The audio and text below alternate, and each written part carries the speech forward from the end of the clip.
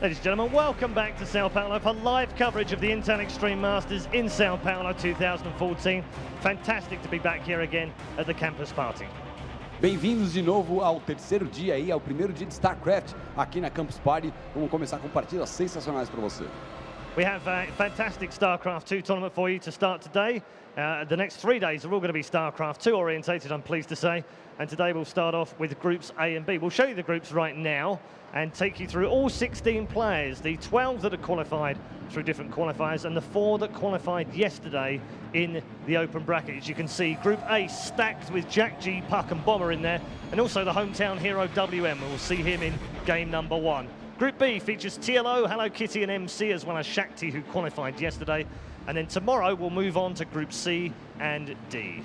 Então vamos começar aqui com os grupos, mostrando para vocês que vamos para o primeiro player, inclusive Jjakji, Puck, Bomber e WM. E no grupo B, TLO, Hello Kitty, MC e Shakti, que qualificou ontem. Então, amanhã e depois, a gente vai ver os grupos C e D e, logicamente, o resultado disso. So we'll start day 1 off with Group A, and we'll start with a very big name indeed in StarCraft 2. He has already become a GSL champion in the past. He's currently ranked number 72 in the world, but is definitely looking to improve on that as he goes for WCS Europe Premier League this season. He is the Korean Terran from My Insanity. He is Jjakji. He goes up against the man who came through the open bracket yesterday and holds Brazilian hopes in his hands and is looked to be the very large underdog indeed. He is WM from Brazil. Então é isso aí, vamos começar com um grande jogador coreano que já foi inclusive campeão da GCL, número 72 do mundo, vai ser o Jjakji. E logicamente ele vai enfrentar aí um cara que qualificou ontem, que sem dúvida nenhuma tem uma grande tarefa nas mãos, que é ganhar. Ele é o WM. Okay, it's time to go over to our commentary teams now in both English and in Portuguese. Então vamos lá. Hello there, ladies and gents. Welcome to the caster's desk here for the Intel Extreme Masters, Sao Paulo. And oh boy, what a tournament we have. 16 very strong players with a little bit of Brazilian spice in there. That's right. There's some fantastic players who have traveled here to Sao Paulo to compete in the Intel Extreme Masters here. As remember, there's a lot of money on the line, $25,000, 4,000 WCS points on the line as well. As we are now getting into the year 2014, a fresh start for everybody. But this is the first major tournament of the year, and who's going to do well this weekend? Yeah, you're right. A lot of WCS points on the line, making it the first event here that we have of proper points attributing to that WCS system. So for 2014, so a big opportunity for some of these players to get a little bit of a leg up ahead of the competition with the tournaments now starting. Obviously, some people have got a few points from Challenger, but if they have been advancing up through the ranks, then they will get a bit more. Some people have 50 points here or there, but it's nothing compared to what's on the line at this tournament. But even though it is a fresh start for a lot of players in 2014, this is the 4th installment of the Intel Extreme Masters in Season 8. As we previously traveled to Shanghai, Singapore and New York, and now we find ourselves here in Sao Paulo. One start before Intel Extreme Masters Cologne, which some of you are qualifying for, and some of you are expecting to attend in just a couple of weeks' time. And then, of course, the World Championship, $100,000, first place winner takes all. And of course, 2 players from this tournament will qualify for that World Championship. And one question, can Jjakji be top 2 in this tournament? Can he? I mean, a lot of people are backing him in the European scene right now. He's gone on record to say that if anybody tries to take the top spot on the European ladder from him, they're going to have a very hard time. Well, Jjakji qualified through the European qualifier, going undefeated against the likes of Stefano, the likes of Happy, Snoot, Mana. He is dominating the European scene, having traveled from Korea, where previously was a GSL champion, back in his glory days in 2010, 2011. But now in 2014, he's traveled to Sao Paulo here. He wants a top 2 finish. He wants those WCS points. He will be playing in WCS this year in Europe. And he goes up against WM here. Unknown to the majority of fans watching StarCraft here. Teamless. 17 years old. Yeah. Did qualify through the open bracket yesterday. Did qualify through the lower bracket of the second qualifier, losing in the winner bracket. Took a couple of names under his belt, but of course is going up against an absolute giant here. Yeah, he really is. Jjakji, you know, being like, he was the youngest GSL champion up until the point where Life appeared on the scene, and that was a long, long time, considering Jjakji took one of the first GSLs during all of that. But WM, a guy that not many people know about, he's very, very happy to go for things like counterattacks and use heavy meter play. Never, ever, apparently, goes for things like swarm host. He's not a big fan of that kind of play, so he plays a very, very mobile style, which, you know, as, you know, playing a little bit of Zerg myself, I do love. I really love seeing Zergs being able to employ that super, super mobile style. But Jjakji's style is very ordinary, I think we suppose is the best way to call it. He just plays the game standard. And when I say standard, he uses the most common and most popular builds that Terran players can use in every single matchup. The things that make him stand out is that he's faster than the majority of players. He's got better mechanics than the majority of the players that play that standard style. And he's able to simply outplay you.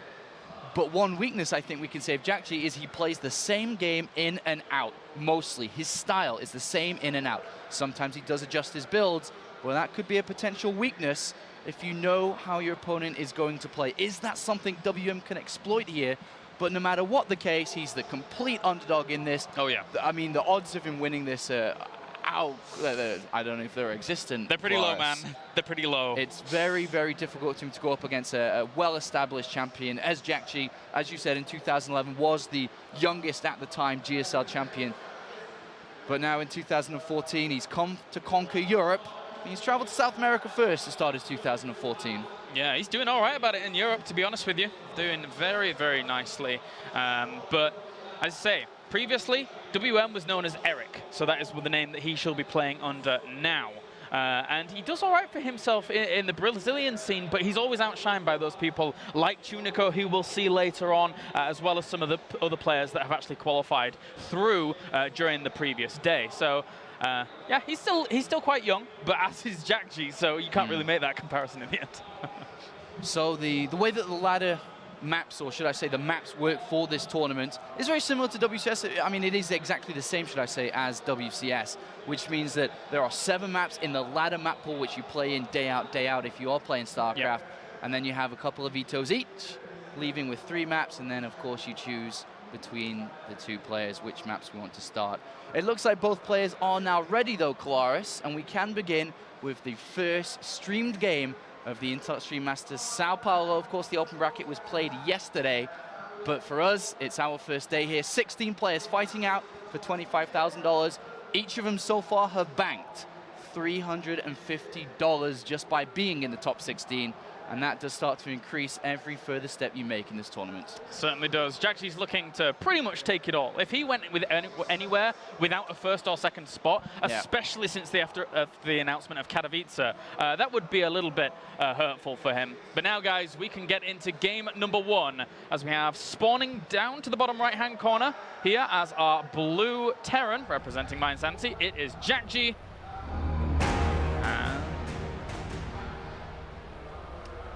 And down to the bottom left, we have our red Zerg. He is WM.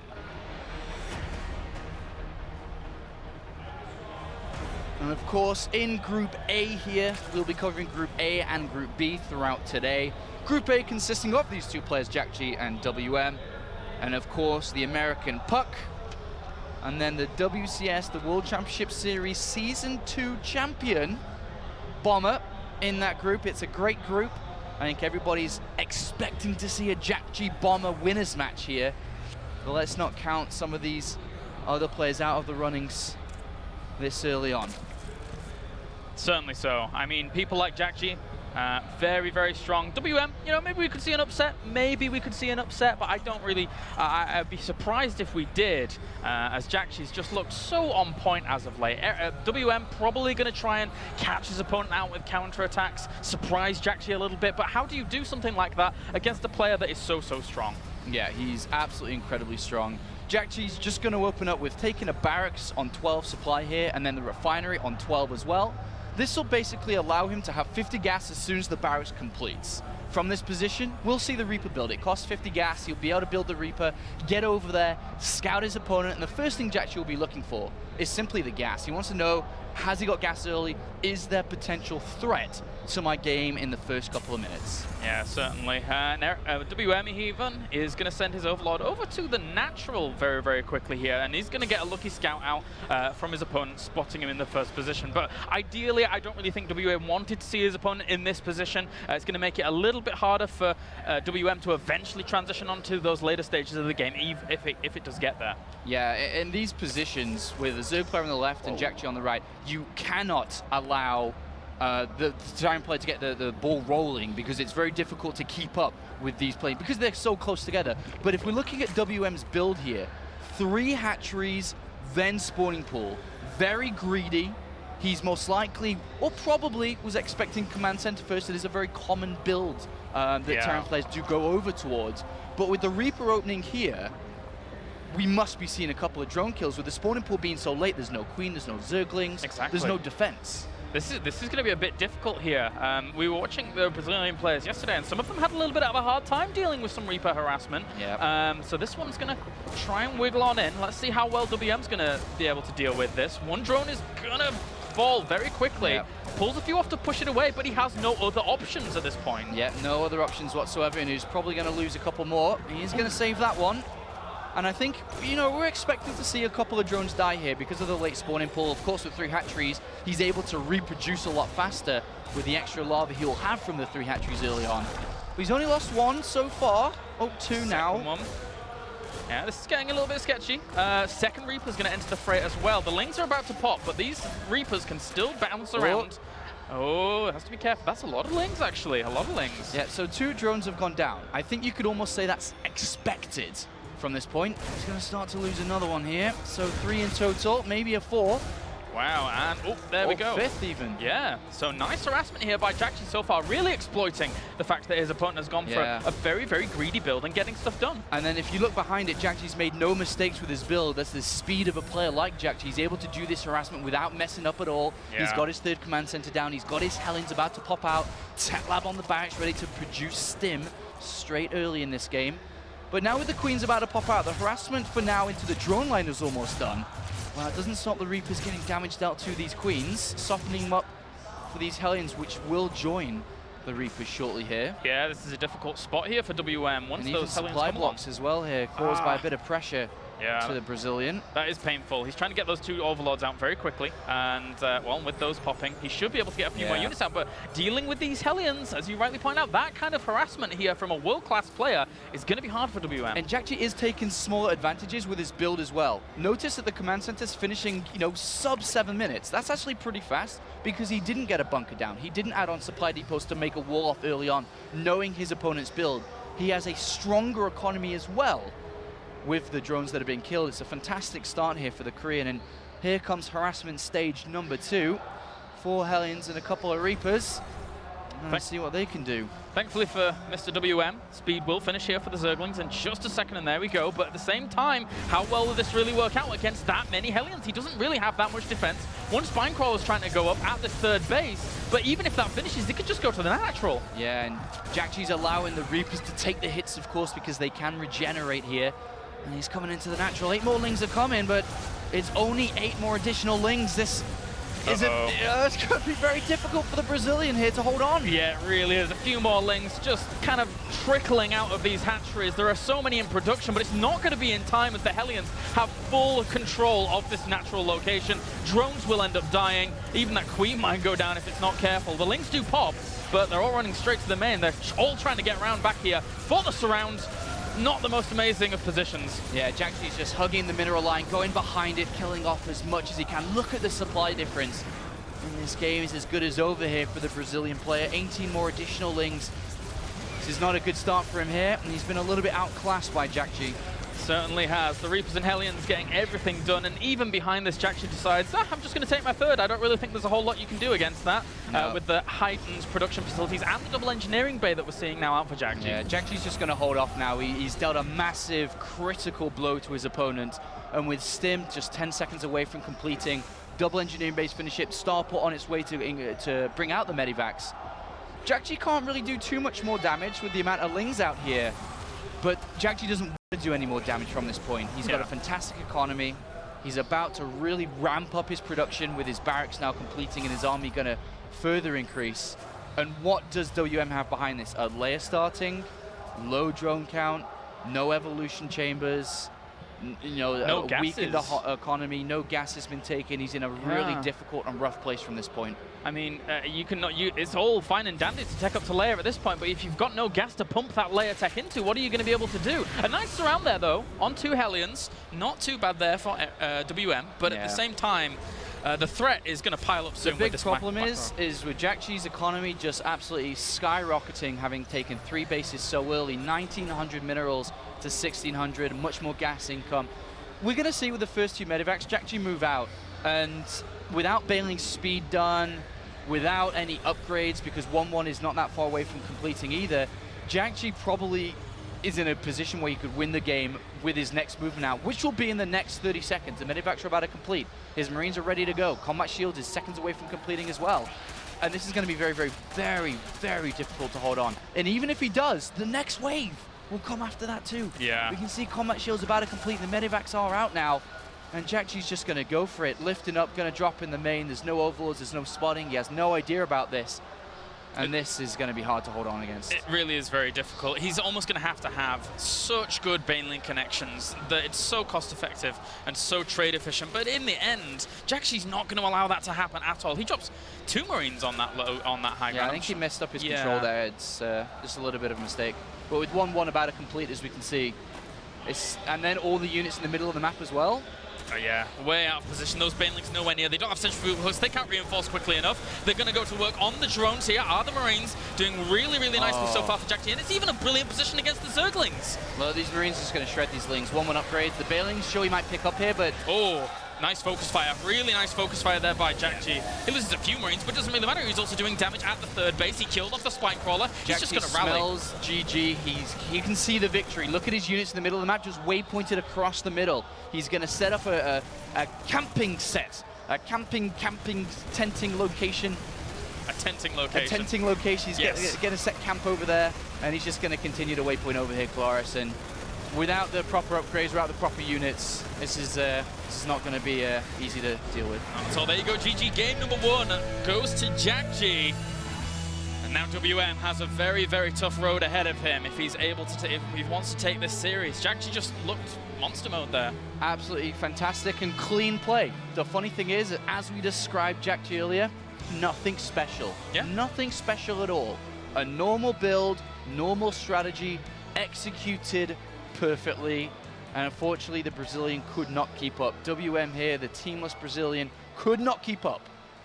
And he put himself in that position just through his opening build order choice. Going 3 hatcheries before spawning pool, already delaying any defense from the spawning pool, the Queen and Lings. He was already in a difficult position, losing 5 drones off the bat.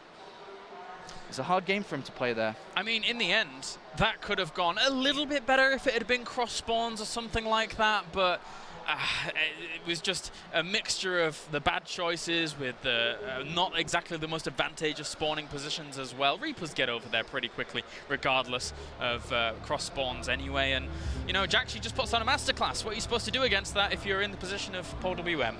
Yes, yes. So going into the next game, we already know that Jjakji is going to be playing the same style.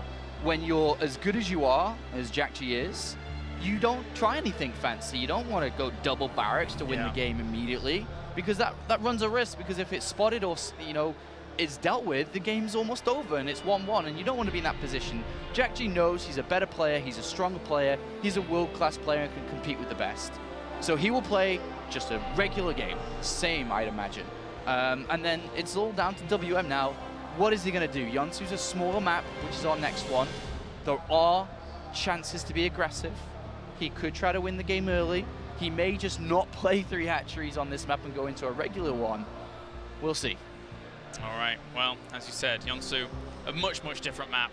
As we now start the countdown for game number 2, Jjakji versus WM. Jjakji looking for the first win of the day. He's got his GSL badge on there, signifying that he was a champion of the most prolific tournament in the world. November 2011, a long time ago, as we are now in 2014. But still, Jjakji, of course, has had a rocky couple of years, the past couple, but he's looking to have an absolutely blinder of a year this one. Oh yeah, I mean, it's crazy because in the end, we have Jjakji here who recently gave up his spot in Code S to come and participate in WCS Europe. So that shows the caliber of a player that Jjakji is. He was under the radar for a long, long time, but he was a Terran in Code S, man. There's not many of those left. He finished in 6th place in the World Championship Series Premier League in Season 3. And this is when we saw the likes of Dia dominating. You know, he played in a very difficult era during that season, and he came 6th. That's a fantastic finish. You know, Jjakji has always been a good player. He struggled towards the end of Wings of Liberty when Zerg was at its strongest. It was the rise of Zerg at the end of Wings of Liberty, and he was struggling, like a lot of other players, if we'll be honest here. But then come Heart of the Swarm in 2013, and then the WCS system in 2013, he started to rise again. And then towards the end of the year, he was, you know, not quite a champion, but he was up there again. And with 2014 here, I'm expecting big things from Jjakji in Europe. Absolutely challenging for titles in the Premier League, challenging to go to BlizzCon at the end of the year, and here today, as simple as it is, challenging to be top 2 at the Intermission Masters Sao Paulo. Yeah, at least so he can go to that World Championship. That would be fantastic for him. And to be honest with you, you know, despite anything that's going to happen at Katowice, even just participating in that tournament for the chance to win 100,000 is absolutely mind-blowing. It's going to be a crazy tournament. Yeah, decent little start here from WM. He's got a bit of harassment down onto this SCV. He was only 2 hits away from killing it. And that's a good start. I mean, he hasn't opened up with 3 hatcheries. He's just gone for the normal hatchery first, and we should be seeing the spawning pool come down now. He doesn't want to go into the same pattern that he was before, where he was almost on the back foot from the very beginning. And a new game, new start. Excellent setup from WM not to fall behind immediately to the harassment of Jjakji. And we'll have to see if he can keep up with the Korean. So far, so good. Yeah, and now, as you rightly pointed out, when we were going into game number 2, I don't think Jjakji changes anything up. He can quite happily just harass with Reapers, maybe even get a drone or 2, despite the fact that WM has opened in a more standard way. Yeah. And then from there, use that Hellion harassment, and then we'll fully see how well our Brazilian competitor is able to deal with the standards of a Terran, which he may crumble under. We don't know yet, because we didn't see the proper standard play from him in game 1. All right, well, the Reaper's over here. Shouldn't really be losing a drone at this level of play at the Intel Extreme Masters, a big international tournament with this amount of money on the line and WCS points. You shouldn't be losing a drone here. You know, you're obviously going to take a couple of hits. You've got the Extractor to jump into. You've got a Spore Crawler to be built, which he does. Nicely done. Sends out a few links to push it away. And he does survive. Excellent start here. Doesn't take any losses, but doesn't want to mess up with his build. For example, he's missing an Overlord. He needs to build an Overlord. You know, playing at this high pressure, sometimes you do make those mistakes, because what's going to happen with the Queen's about to pop and he's about to lava inject, he can't really build anything. He does squeeze in that Overlord at 28 out of 28, so he is supply blocked at the moment. Certainly a little bit of delay there, trying to get to that drone, blocking off there for a second onto the Extractor. A little bit of fortunate position for Jjakji, but WM manages to squeeze on past. He does squeeze on past, and now the supply block's gone, he can open up his drone count once again and get these Queen's Rock. He's going to have to build another Overlord pretty much immediately there, and he does. But so far, so good. As back at home, Jjakji is just playing very normal. I think the difference here, though, is no, he does have the second Reaper, or it's at home, okay. So Jjakji playing even a bit cautious himself, having the second Reaper at home here, in case Lings ran around the Reaper that he didn't see that could harass him. Is currently, without the Hellions out, there's no defense at home for Jjakji, which is the reason for that Reaper being there.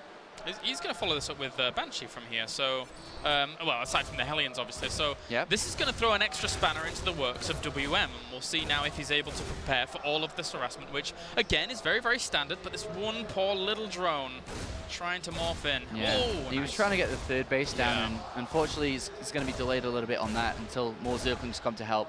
But yes, as you said, Jjakji had taken a second gas here. He's got the starport on the tech lab now, and we'll be playing Hellion and Banshee. with this kind of style, he delays his third base a little bit more, delays his upgrades, but he increases the level of harassment that he has to use here. And this is saying that, okay, you didn't deal with it very well last game. Let me play it even harder this time, and can you deal with it? Nice control here so far by Jjakji, trading very nicely. Doesn't want that, let that Reaper die, but it does in the end. Those Zerglings connect with it pretty well. And a second Reaper will actually fall, so that's going to deny the tanking ability from these Hellions, as they'll have to just rely on their own shields. And even one Zergling manages to sneak in a Hellion kill, so it's not going too badly for WM, but he does lose another Queen. Yeah, and remember the Banshee's going to pop out in a second, if not already out here. And yeah, it is making its way over, so... Yep. And how many Queens does he have out? He does have 2 across these bases. The creep spread... But 2's not enough. Yeah, it's not... Because you're not going to bring the Queen from the main base to come help defend the third. There's no creep spread. He could end up losing his third hatchery here. He could do. That's quite a lot of links to hold him at bay, but we'll see. Because now those Hellions are going to go to work on these. And that Queen is going to be very, very hard pressed to defend against all of this. As constantly Jjakji now puts on the pressure, trying to kill off as many Zerglings as possibly can do, microing back and doing very well, really not taking too much damage. WM's under a lot of pressure once again. Yeah, a lot of pressure, and as the build described and the strategy described, Jjakji was going for the pressure. He wants to put it on, and he is. He's doing this excellently.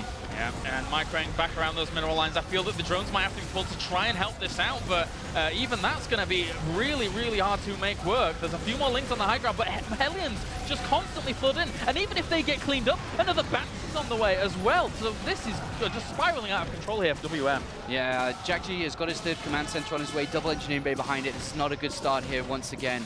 And I think as expected, the Korean player is outclassing the Brazilian who made it through the open bracket, WM. Maybe these Hellions just still dancing on around as well. So right now, the Queens, they can't contest with these Banshees. The Banshees are having full free reign over this location.